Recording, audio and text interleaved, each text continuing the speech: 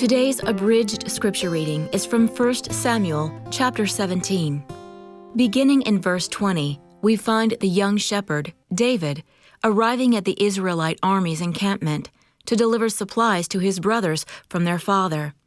The Philistine army and a giant of a soldier named Goliath were taunting the Israelites. Verse 24. When all the men of Israel saw the man, they fled from him and were very fearful.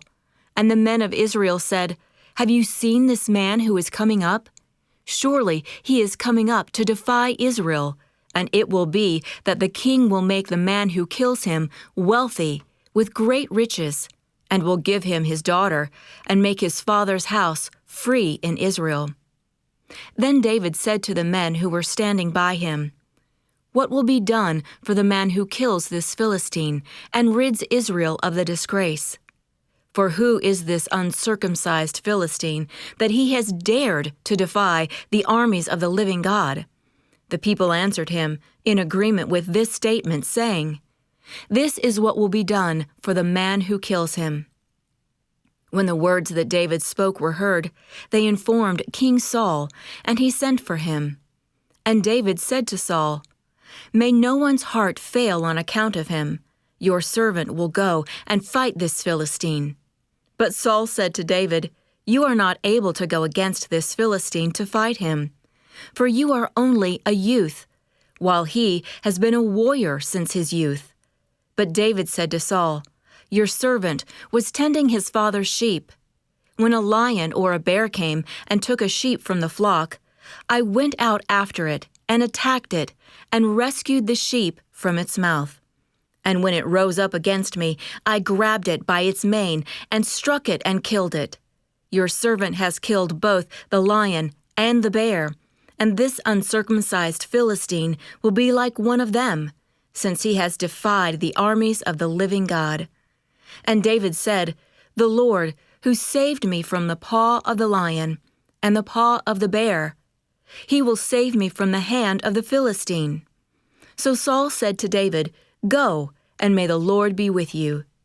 Then David took his staff in his hand and chose for himself 5 smooth stones from the brook and put them in the shepherd's bag which he had, that is, in his shepherd's pouch, and his sling was in his hand, and he approached the Philistine. Goliath was a daunting enemy of Israel, and a strong incentive was offered to anyone who could kill the giant: money, exemption from taxes, and marriage to King Saul's daughter. Though these rewards would intrigue any young man, David was not foolhardy. The young shepherd had a different motivation for standing against Goliath. He wanted to serve the Lord. And so David called out, "For who is this uncircumcised Philistine, that he has dared to defy the armies of the living God?" To him, a challenge to God's chosen nation of Israel was the same as defying the Lord himself. David was prepared to defend Yahweh's holy name and his people, even against this formidable warrior. It's possible for those of us who are believers to seek victory with wrong motives. In fact, many reasons that sound good are actually selfish. For example, "I'm tired of being in this mess," or "Lord, I can't run away, so you'll have to remove this problem," or even, "If I had more money, then I'd give a tithe to my church." However, the right motive is a desire to follow, serve, and honor God. Life's Goliaths happen to us all, and our response to them will either impede or strengthen our walk with the Lord. As he did with David, God will give victory to those who stand strong in his name.